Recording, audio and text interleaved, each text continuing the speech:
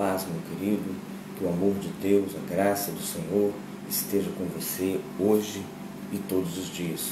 Que você procure, cada dia da sua vida, meditar nessa palavra, amado. Seu objetivo deve ser compreender, entender, buscar o conhecimento de toda a palavra de Deus, porque toda ela é inspirada por Deus, útil e proveitosa para a sua vida, amado. Então, não se canse em nenhum momento de reservar tempo de qualidade para você meditar na palavra de Deus. Nós estamos aqui, queridos, em Atos, capítulo 12, e nesse capítulo, como em muitos outros capítulos de Atos, nós vemos uma perseguição, né? E diz aqui assim: por aquele tempo, mandou Herodes prender alguns da igreja para os maltratar. Então, o objetivo dessa perseguição está aqui claramente apresentado: para os maltratar, fazendo passar ao fio da espada Tiago, irmão de João. Então, Tiago passou ao fio da espada. Vendo isto ser agradável aos judeus, prosseguiu prendendo também Pedro, e eram os dias de pães asmos. Então, querido, aqui nesse relato, em Atos capítulo 12, nós temos uma perseguição. Pedro é morto ao fio da espada. Não, Tiago, Pedro é preso, e colocado lá como preso, ficam guardas tomando conta dele dentro da cela, fora da cela. Pedro fica altamente vigiado, mas num determinado momento o anjo vem, faz um clarão, cega e põe todos os guardas em estado de inconsciência, né? Os guardas não conseguem mais, depois que eles se levantam, né? Eles não sabem de nada que aconteceu. Como Pedro saiu? Não sabemos. O que aconteceu? Nós não sabemos, né? Tanto que aqui, vamos ver, amados, sendo já dia, houve não pouco alvoroço entre os soldados sobre o que teria acontecido a Pedro.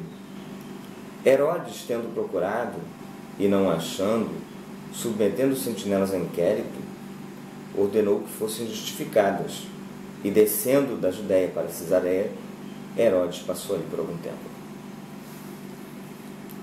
Amados, aqui os guardas são punidos, ficam sem saber o que aconteceu, ficam sem saber o que houve. Enquanto Pedro passou na prisão, a igreja orou por ele incessantemente. E quando Pedro ele é liberto, ele vai para a casa de Maria, mãe de João, onde muitas pessoas estavam congregadas. Então, na casa de Maria haviam muitos irmãos congregados. Aqui não está falando que estavam ali presentes muitos irmãos, que estavam ali reunidos muitos irmãos, mas fala que na casa de Maria havia muitos congregados. Isso é importantíssimo para nós percebermos como que a igreja era organicamente ligada, como que a igreja era assim vinculada nas casas, como que ela partia sua vida, que hoje, de maneira muito moderna, chamamos de vida privada, né? Nós hoje temos esse conceito de que a nossa casa, a nossa individualidade deve ser preservada, guardada, mas não, querido. Você é mordomo de Deus com tudo que você é e tudo que você tem. A sua vida pertence ao Senhor, pertence a Deus. Então, no primeiro momento, nesse texto, relata uma perseguição. E eu quero aqui, amados, falar sobre a perseguição, porque é o seguinte: em qualquer lugar e época, a igreja será perseguida, mas isso, de maneira alguma, afeta a sua obra. Querido, a igreja, pela sua natureza, ela é uma instituição divina, celestial. A igreja do Senhor Jesus Cristo, a igreja espiritual do Senhor, ela não é desse mundo. Então ela enfrenta desafios e sempre enfrentará desafios de oposição deste mundo. ainda que essa perseguição seja declarada, como foi aqui em Atos 12, inclusive Tiago foi morto pela espada, ou que haja uma legislação apontando a liberdade para a igreja e ela seja permitida de pregar, de ter a sua vida naturalmente, mas não haja uma perseguição declarada. Mas não se engane, sempre haverá uma perseguição à igreja. Porque o que a igreja pensa, o que a igreja é, o que a igreja vive, é completamente diferente aos princípios desse mundo. A igreja tem uma palavra de verdade, a igreja tem uma ética que se sobrepõe a qualquer ética de qualquer estado neste planeta. E nós não devemos descansar enquanto não proclamarmos. Na verdade, aqui nunca deveremos descansar enquanto nada. Quando morrermos, seguirá o calendário do Senhor, seguirá a visão que o Senhor tem para implementar. Mas nós, enquanto estivermos aqui, temos que aproveitar o tempo, temos que remir o tempo, para que esse tempo seja um tempo favorável.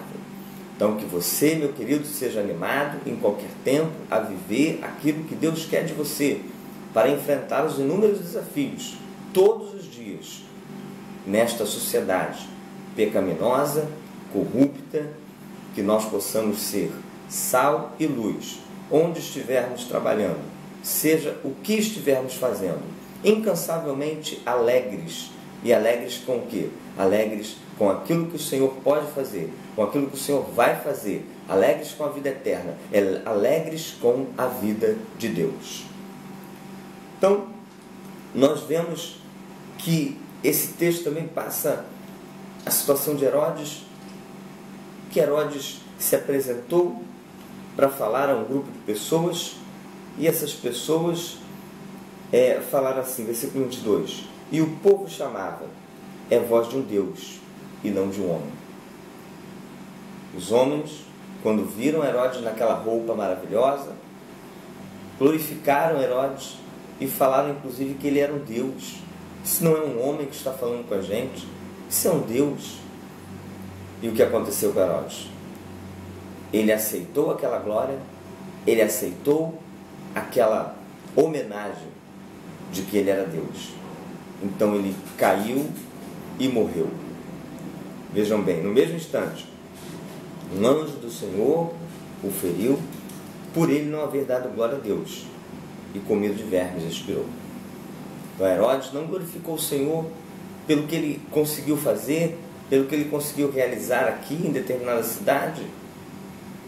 Em momento algum Herodes glorificava o Senhor, pelo contrário, perseguia cristãos para agradar os judeus, matava o fio da espada e recebeu a homenagem de que ele era Deus e ficou por isso mesmo. Na verdade, com certeza ele devia gostar dessa homenagem, como muitos outros que naquele momento em Roma, na Grécia ou em outros impérios, eles queriam o status de Deus, queriam o status de maiorais entre todos. Então, queridos, que nós possamos, na verdade, de longe passar dessa atitude e que queiramos ser servos do Senhor, para estarmos sempre servindo. E aqui nós vemos assim: entretanto, a palavra do Senhor crescia e se multiplicava.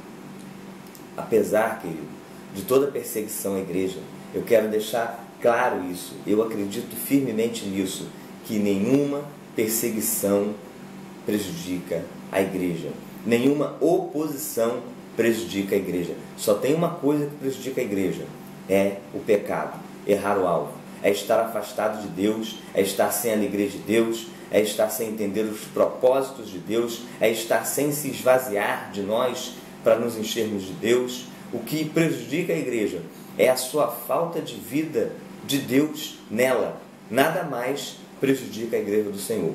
Podem tirar a nossa casa, podem tirar nosso templo, podem nos dar paz e nos deixar andar, né? Podem fazer o que for, mas a única coisa que prejudica a igreja, queridos, é ela mesma se afastar da visão que Deus tem para ela. que hoje e sempre possamos ter nessa terra, no Brasil, homens e mulheres, para entender, para compreender exatamente a visão que Deus tem para a igreja, para que ela possa, no tempo de paz que os homens dizem que a igreja tem, que ela seja a igreja para travar a guerra que Deus quer que ela trave. E aqui, queridos, Barnabé e Saulo, cumprindo sua missão, voltaram de Jerusalém, levando também consigo João, apelidado Marcos. Então aqui nós vemos que Paulo e Barnabé estavam completando a sua missão que eles estavam realizando no capítulo anterior, de levar as ofertas. E nós vemos aqui, amados, que eles passaram por essa situação, estavam lá orando por Pedro. É assim que devem andar discípulos de Jesus, juntos, unidos e cumprindo a sua missão. Que você, meu querido, possa cumprir a missão que Deus te dá cada dia, todos os dias, e que no final da sua vida você possa cumprir a missão do seu propósito, do propósito da sua vida. Que você possa, amado, que nós possamos reconhecer o propósito de Deus para nós.